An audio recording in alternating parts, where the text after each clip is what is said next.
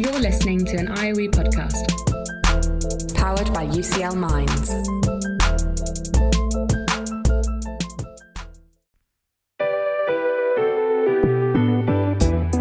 This is Research for the Real World.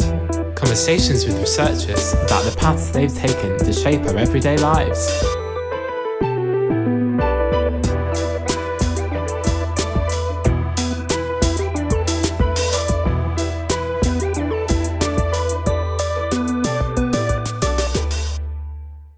Hi, I'm Dr. Lauren Hammond and I'm Lecturer in Geography Education here at IOE, UCL's Faculty of Education and Society.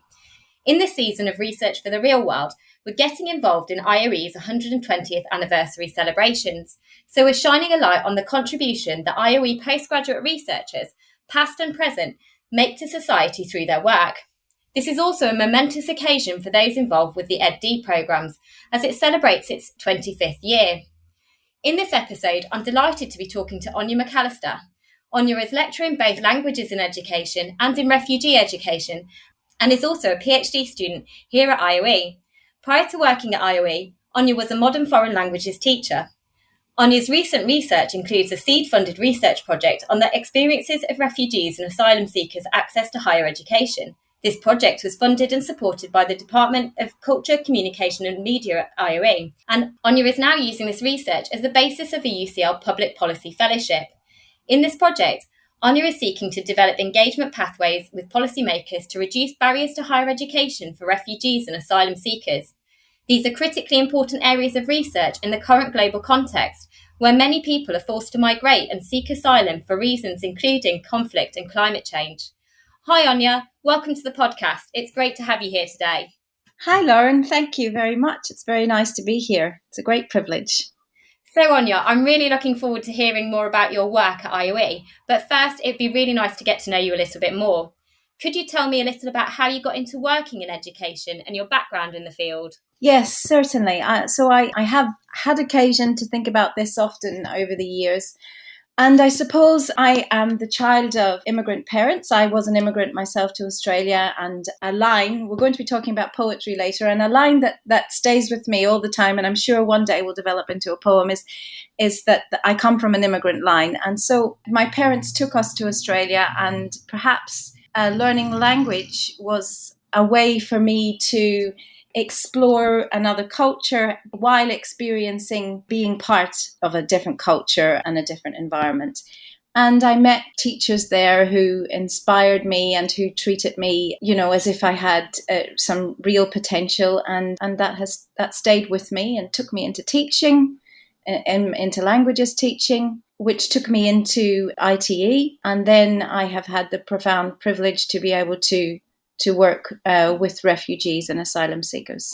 I think I have a kind of an empathy for those who are in exile and are experiencing exile. No, it's fascinating to hear about how your personal experiences and the kindness and support of your teachers has inspired you to in your own career, and also how your personal journey has led you to your research focus as well. I'm fascinated to hear that you're both a lecturer and a PhD student here at IOE. How do you balance and connect those two different roles? So, I think you'll probably agree with me, Lauren, when I say that there is a great synergy between the two. And I actually find it very difficult to separate research from teaching. I'm reminded of a recent conversation that I had with a colleague at Leuven University. I'm a senior lecturer there, Dr. Jenny van der Aa, who talked about, together we talked about how that there's a perception of a dichotomy between research and teaching, when actually, and sometimes in higher education, there is an implicit notion that to move away from teaching towards research is a mark of transcendence, when actually both require the same discipline, the same generosity, humility, and reverence, and both are concerned with uncovering what's extraordinary in the seemingly ordinary. So yeah, I find it difficult to think about teaching and research separately. For me, they're both so interconnected that that's what took me into higher education, and it seems obvious to me that I would research while I teach. No, that's fascinating. And we've taken similar routes in that we both work in IT and we've both studied for doctorates part-time whilst we've been teaching. And I think I completely agree with you that there is a really important intersection and relationships between research and teaching. I love a quote from Bell Hooks that says, genuine learning, like love, is always mutual. And I feel like I learn from my students all the time.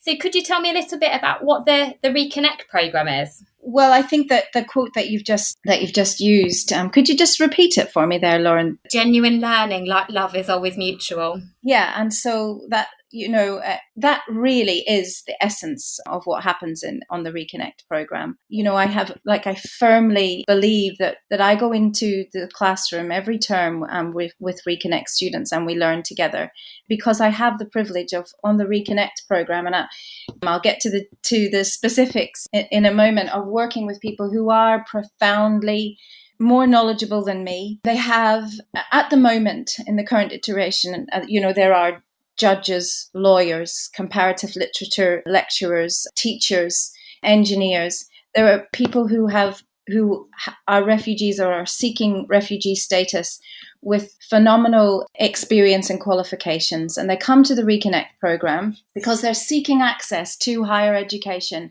at a level commensurate with their experience. The Reconnect program was initiated and is funded by a charity called Reconnect. The director is called Theodros Abraham, and it's just a fantastic organization which seeks to support all refugees and asylum seekers into higher education. But inevitably, the issue is that there is a structural and even a sectoral refusal or inability to recognize this experience and these qualifications that people come to the Reconnect program with. So in effect, I'm teaching people who are seeking access to largely postgraduate education, but not always, and even sometimes PhDs. So the Reconnect program tries to help mitigate some of those barriers. It sounds like it's really important and potentially life-changing work that you're doing there.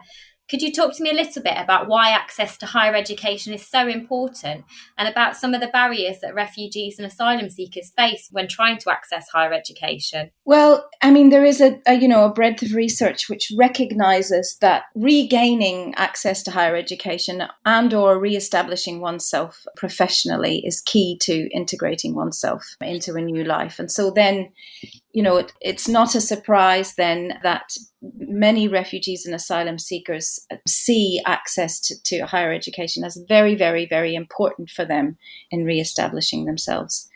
Unfortunately, there are so many implicit and explicit barriers, one of which I think I have already referred to, and that is a structural inability to recognize existing qualifications. And that can represent itself in ways such as perhaps it's a teacher, for example, with years experience of teaching and teaching through English, and perhaps even having a master's degree, not having difficulty accessing a PGCE because they don't have a GCSE in English, where they may very well, if their application was assessed in a different way, have all the necessary skills and attributes to complete a PGCE. Or perhaps there are situations in which someone's studies have been interrupted because they've had to seek to flee their country of origin, and the way in which their certification is assessed perhaps indicate that they failed rather than have had their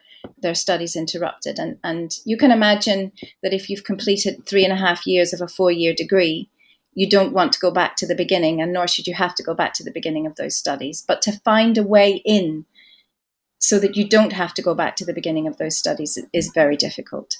The other thing then that's very difficult is funding, and the length of time that it takes someone to have their asylum seeking application assessed so that they can be given refugee status, so that they have access to student finance. That's that can take a really long time, and that can take 2 years or longer, and you can just imagine the impact on a person's mental health and well-being, having to wait all that time, not being allowed to work, not being able to access education. It's a significant barrier. The other thing then is even to find a way around the system in which you can access funding. It's not a straightforward process where certain scholarships are available to different categories, people who are in different categories. And it's really a maze to navigate. Thank you, Anya. Thank you for highlighting these systemic and everyday barriers that refugees and asylum seekers face. This is clearly critically important work, which potentially changes people's lives. So now I'm going to talk to you a little bit more, I think, about the methods that you use. So I'm interested that your work involves applied ethnopoetic analysis, and I have to confess that I'd not heard of that before. So it would be really great if you could talk to us about what this means and how you became interested in this method.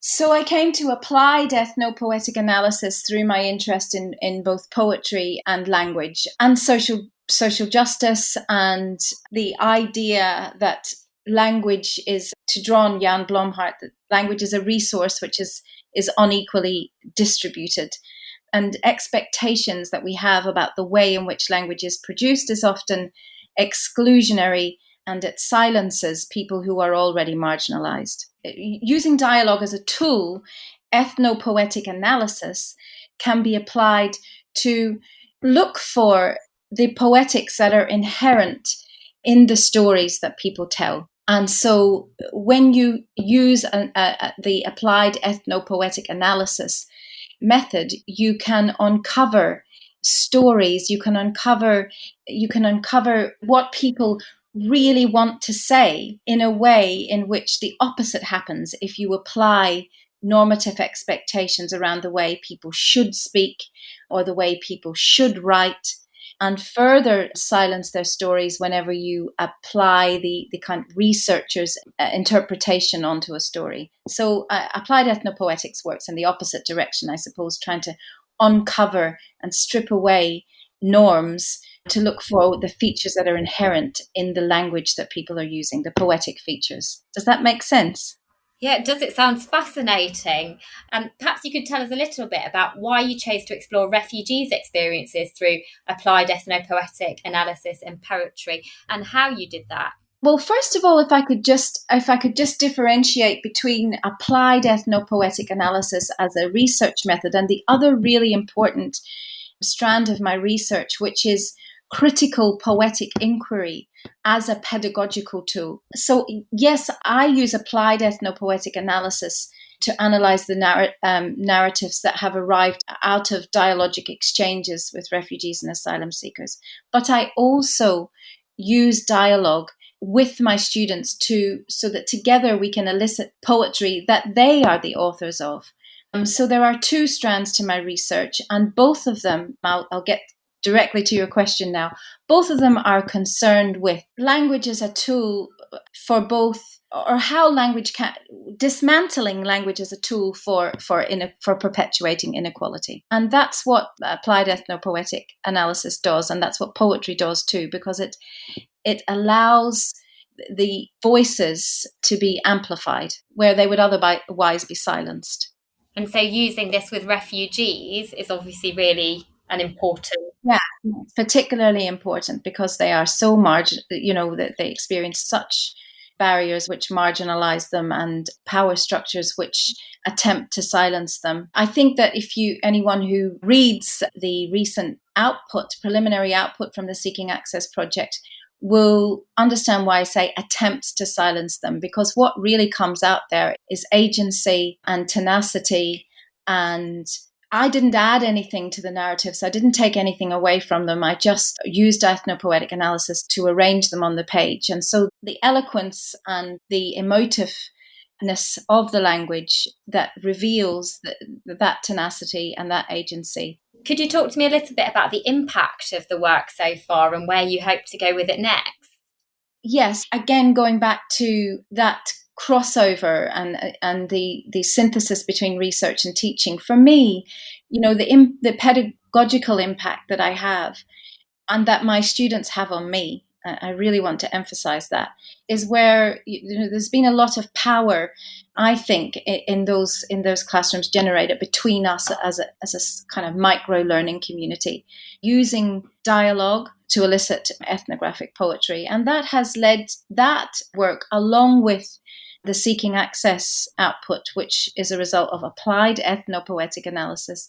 That work has allowed me to make connections with other institutions that I will visit and that I will share my methods with.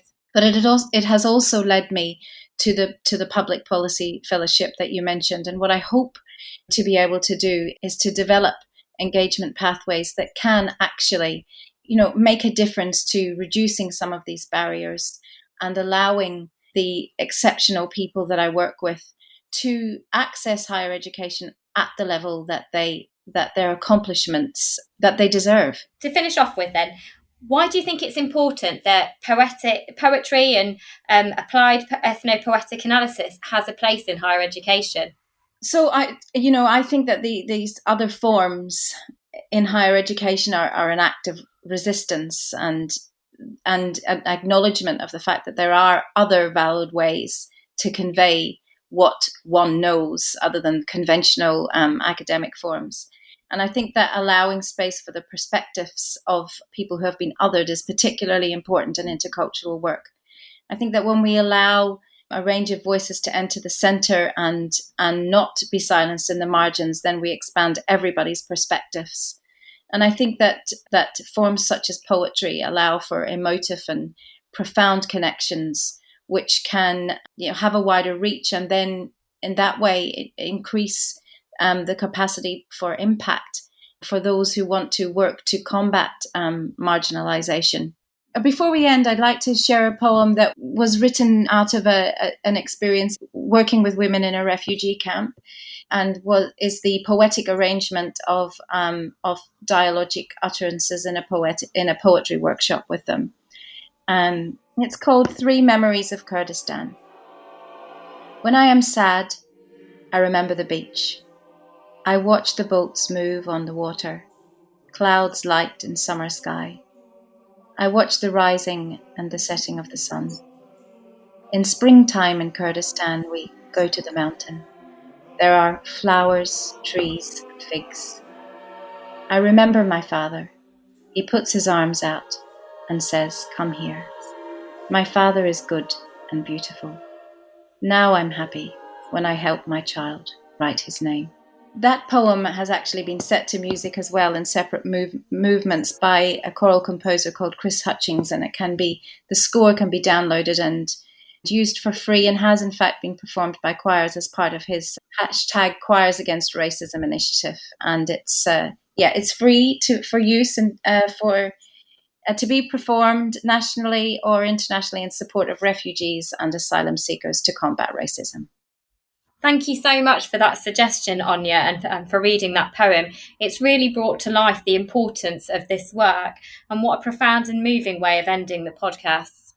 I've also loved hearing about the value of applied ethnopoetic analysis and critical poetic inquiry in research. Thank you very much for this opportunity. I've really enjoyed it. Thank you, Lauren. You can follow Anya on Twitter at Anya_McAllister to learn more about her research. Some of what we've covered today is also available in the episode notes. If you've enjoyed this episode and want to find out more, we have an archive of 14 past seasons for you to listen to. Search IOE Podcast from wherever you get your podcasts from to find episodes of Research for the Real World, as well as more podcasts from IOE. I'm Lauren. Thanks so much for joining me on Research for the Real World. Research for the Real World is produced by IOE Marketing and Communications and IOE Research Development. The theme music was created by Rob Cochran. Tatiana Sotero Diaz is the series advisor, Amy Leibowitz is the series producer, and Jason Ilagan is the executive producer of the IOE podcast.